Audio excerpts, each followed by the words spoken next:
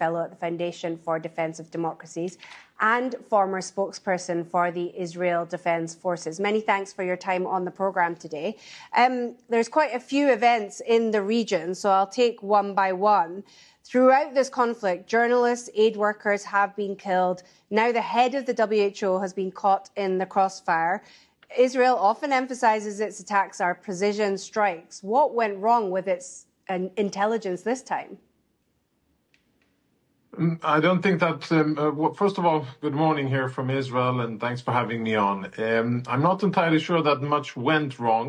I'm, of course, happy that no senior UN officials were killed or seriously injured in the strike against the Houthis in Yemen. But regarding the incident in Gaza, the IDF published documents, internal Gazan documents, that proves that 4 out of the 5 alleged journalists were actually active members of terrorist organizations.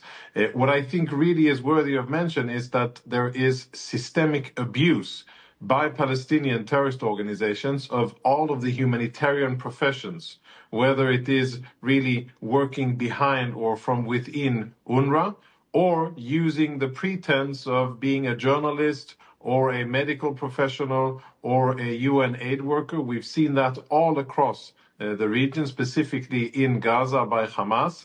And I think what really is worrying is that it looks as if they're getting away with it, as if as most people really believe that there are so many innocent so-called journalists and aid workers, etc., when it is actually clear, even according to internal documents from Hamas and Islamic Jihad, that they are in fact Hamas members. And I can assure you that Israel... So if I can jump in, I do apologize for interrupting. What happened with the attack, the airstrikes on the international airport in Sana'a, where the head of the World Health Organization was at the time of the attack?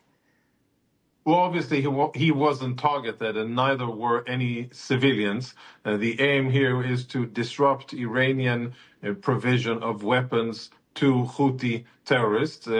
By the way, I just came out of the bomb shelter myself. Another Iranian missile was fired from Yemen towards Israel. About 2 million Israelis were forced into shelters just a few hours ago.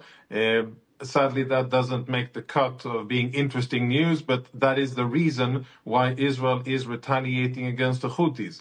Israel is defending itself against unprovoked attacks from the Houthis, and we've been under these attacks now for more than 14 months. And what Israel is seeking to do by showing military capacity is to force the Houthis to stop firing at Israel. On the 7th of October, a year and 2 months ago, there was absolutely nothing going on between Israel and Yemen. They are 2,000 kilometers away from our borders, and we were minding our own business when they started firing at Israel. That is really what's at the heart of the matter here. And I can assure you that if the Houthis stop firing at Israeli civilians, ballistic missiles, and if they stop firing at international shipping vessels, then I don't think that Israel will have anything to do with the Yemenites or with the Houthis. But the first thing that needs to happen is for them to stop firing at Israel.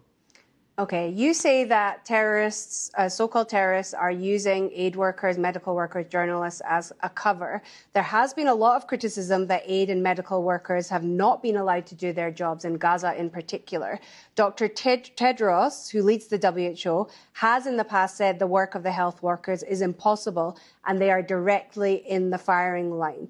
Does Israel put importance on the work that these organizations are doing? Yes, Israel does. And I think that there is, and you know what, I agree. The work of these organizations is difficult. It is hampered.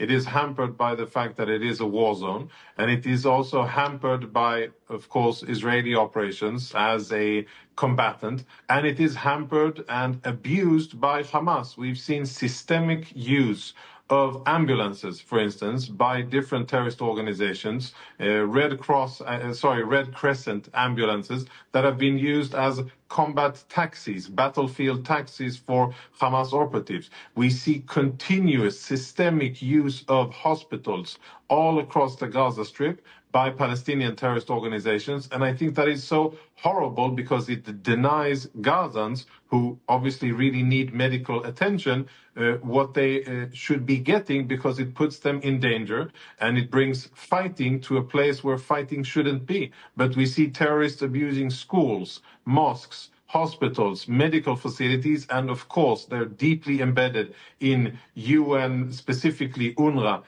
personnel and services. And that doesn't, of course, make all of these organizations targets for Israel. Israel works with I'm these afraid we'll have to organizations. leave it there. Jonathan Conricus, former spokesperson for the Israel Defense Forces, many thanks for coming on the program.